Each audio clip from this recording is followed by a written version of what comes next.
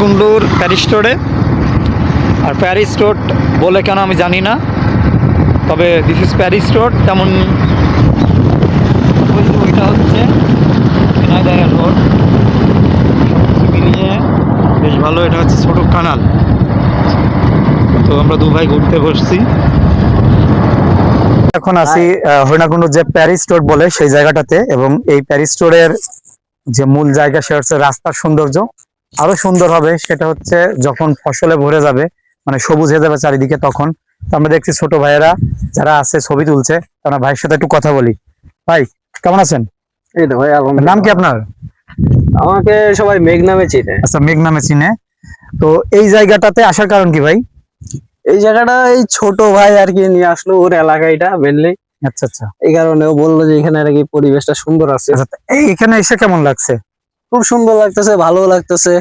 আচ্ছা, আর শীতের ভিতরে এটা আমার মনে হয় একটা বেস্ট এলাকা। বেস্ট এলাকা। আচ্ছা, সাথে আমি বলি আমাদেরও হরিণাকুণ্ডু গোপীনাথপুর, ওখানেও খুব সুন্দর একটা জায়গা, মানে মেন। ধন্যবাদ ভাই আমাকে সময় দেওয়ার জন্য।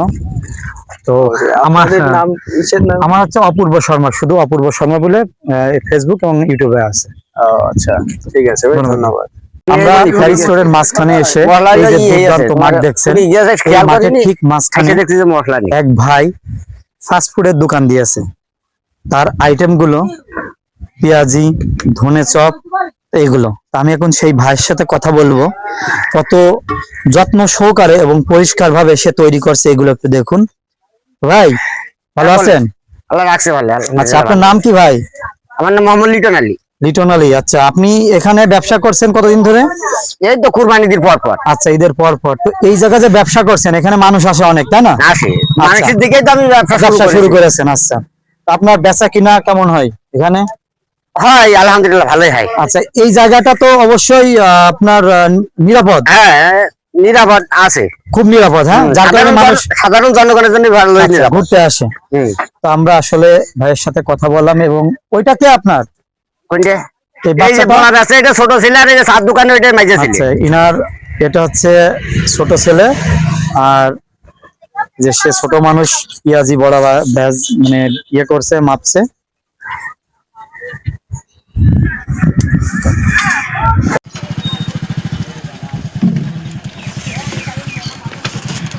ধনে পাতা এগুলো নে। হ্যাঁ, ধনে পাতা ইয়ে একবারে না, মানে তাই হয় না। মাঠের মধ্যে কম নিবা না ওরা, জানিস সব কম না মাঠের মধ্যে খাওয়াছি, এটাই তো জাইদুল। এইটা লিটন, এটা খাট খাট বাজারে চলে গেলাম। ওটা লাগাইছি। আরে পেঁয়াজ বড়া কত করে? তো খুব সুন্দর একটা জায়গা এবং সুন্দর একটা পরিচ্ছন্ন যেটাকে বলে সেই দোকান, সেই পেঁয়াজি বড়া ভাজা যেটাকে আমরা বলি। আর তার পাশে আছে চায়ের দোকান, পাশে আর একটা চায়ের দোকান আছে। সবকিছু মিলিয়ে দারুণ একটা জায়গা। এবং ভাই, আপনার বাসা কোথায়? আমাদের বাসা সিংহাই। সিংহাই। এই জায়গা যে আসেন, এই জায়গা আপনার খুব ভালো লাগে? জি, ভালো লাগে। এবং বিকেল বেলার টাইমে মানুষ বেশি হয়? হ্যাঁ, হ্যাঁ, বিকেল বেলা টাইমে মানুষ বেশি হয়। আচ্ছা, চলাফেরা চলাফেরা করার জন্য। তো আমরা দেখি আরেকটু সামনে যাই। সামনে যে আরেকটা চার দোকান আছে সেই জায়গাটাতে আমরা একটু দেখাই। এই যে আরেকটা চায়ের দোকান এখানে।